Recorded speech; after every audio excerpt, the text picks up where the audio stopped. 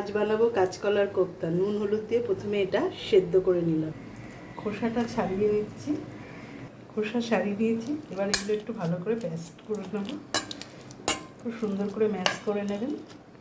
এর মধ্যে একটু নুন দিয়ে দিলাম, কাঁচা লঙ্কা কুচি আর একটু মিহি করে পেঁয়াজ কুচি, একটু হলুদ গুঁড়ো, একটু ডিম দিয়ে দিলাম, সামান্য একটু মিষ্টি দিয়ে দিলাম।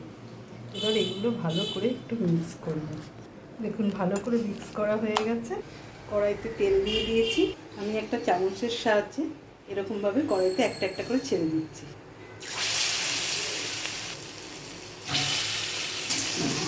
বড়াগুলো দেখুন লাল লাল হয়ে ভাজা হয়ে গেছে। এইভাবে প্রত্যেকটা বড়া ভেজে তুলে নিন। খুব বেশি কড়া ভাজবেন না, এরকমই ভাজবেন। একটা তেজপাতা ফোড়ন দিয়ে দিচ্ছি, তার সাথে পেঁয়াজ কুচি দিলাম।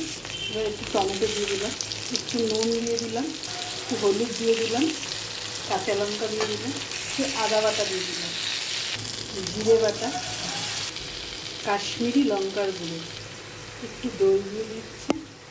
দইটাকে ফেটিয়ে নেবেন। একটু মশলাটা কষা হয়ে গেছে, তেল ছেড়ে গেছে। এবার অল্প জল দিয়ে দেবেন। ঝোলটা ফুটে গেছে। এবার বড়াগুলো ছেড়ে দেবেন। বড়াগুলো দিয়ে দিয়েছি দেখুন। খুব বেশি ফোটাবেন না, কেন বড়াগুলো খুব নরম হয়। এবার একটু গরম মশলা দিয়ে দিচ্ছি, একটু সামান্য চিনি দিয়ে দিলাম। নিরামিষি তরকারিতে একটু চিনি দিলে ভালো লাগে। রেডি আমাদের কাঁচকলার কোপ্তা। আপনারাও বানিয়ে দেখুন।